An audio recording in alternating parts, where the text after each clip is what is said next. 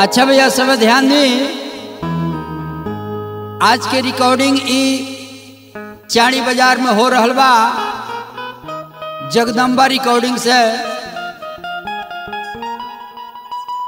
हम व्यास अंगद तूफान श्री गुलाब चंद्र शर्मा जी के चेला हम बानी। कहे के बा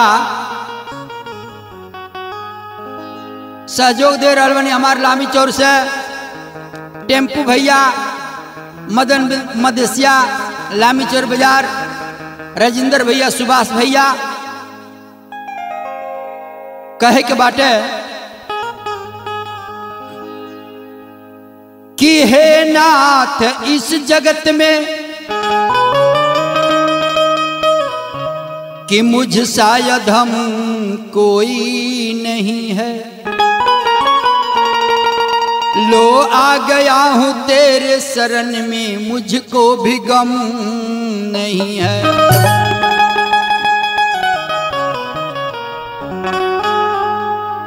मैंने सुना है ऋषियों से और वेद में पढ़ा है,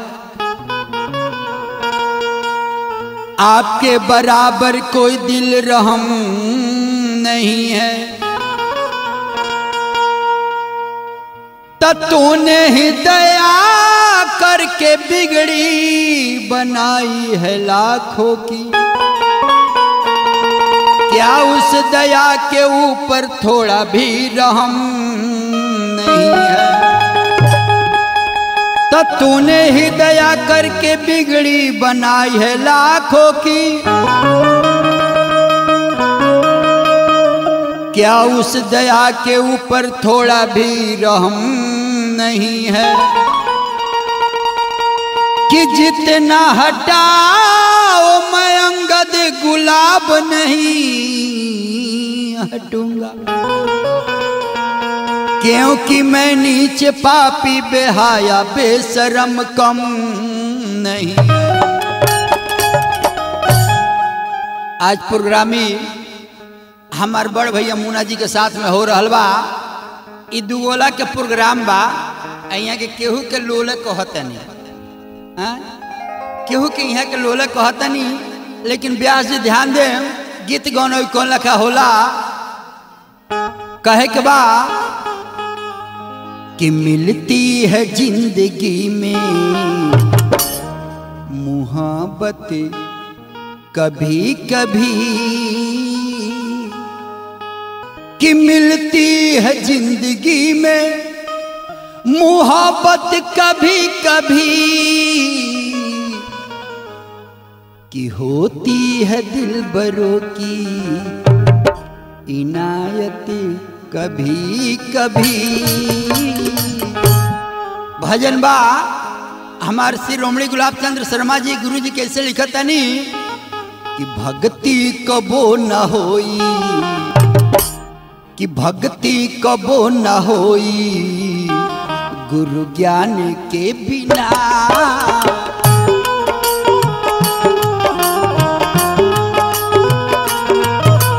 भक्ति कबो न होई गुरु ज्ञान के बिना।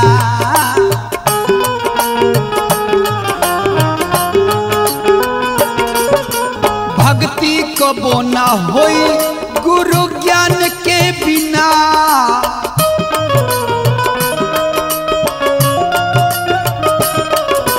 भक्ति कबो न होई गुरु ज्ञान के बिना।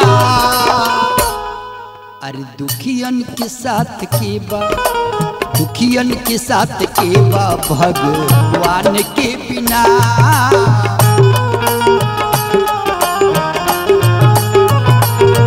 अरे दुखियन के साथ के बा भगवान के बिना।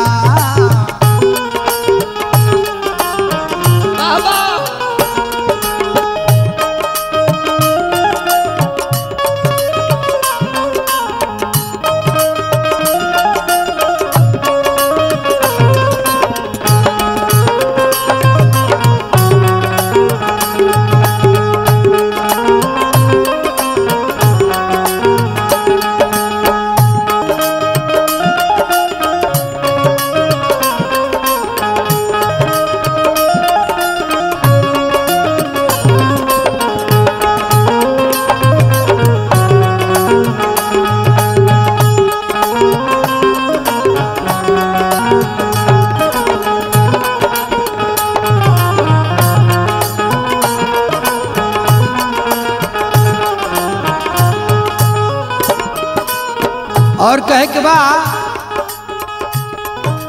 गंगा में नहैब चंदन भले लगैब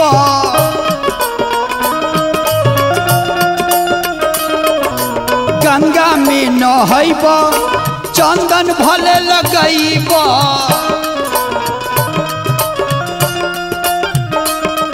अरे चंदन भले लगैब अरे सगरो बेकार बाटे अरे सगरो बेकार बाटे कुछ दान के बिना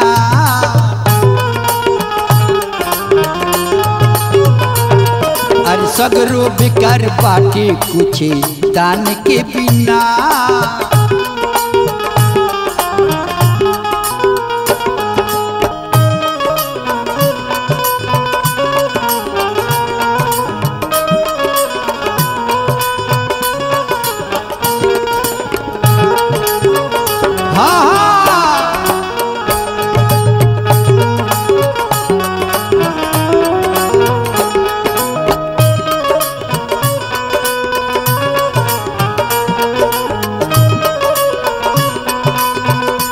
आनंद भाई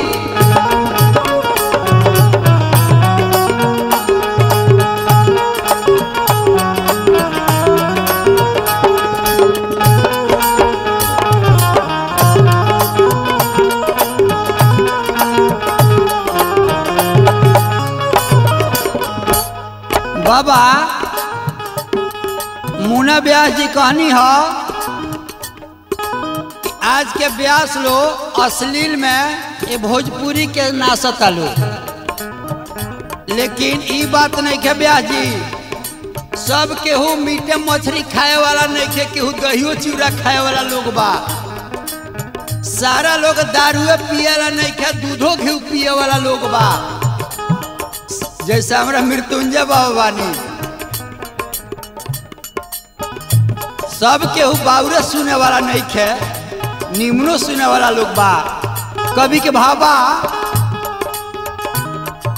कोठा महल अटारी धन राज खेती बारी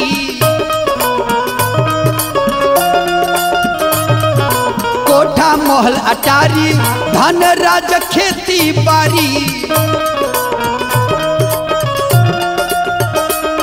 धन राज खेती बारी अरे धनवा बेकार बाटे अरे धनवा बेकार बाटे संतान के बिना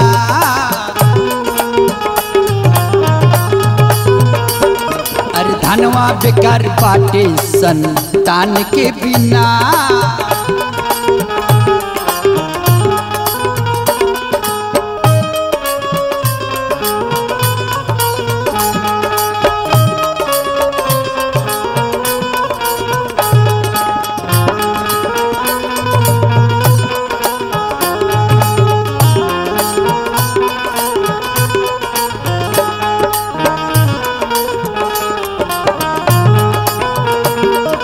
मोहन बाबू बाबा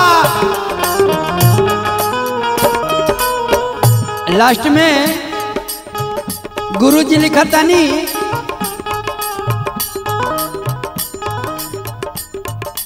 केतनो गुलाब गईब अंगद भले समझाइब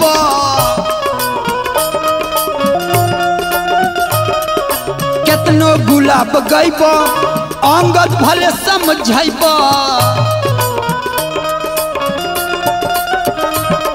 अरे अंगद भल समझब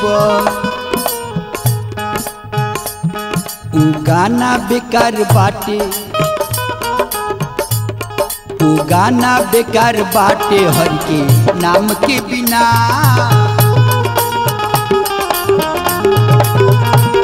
उ गाना बेकार बाटे हर के नाम के बिना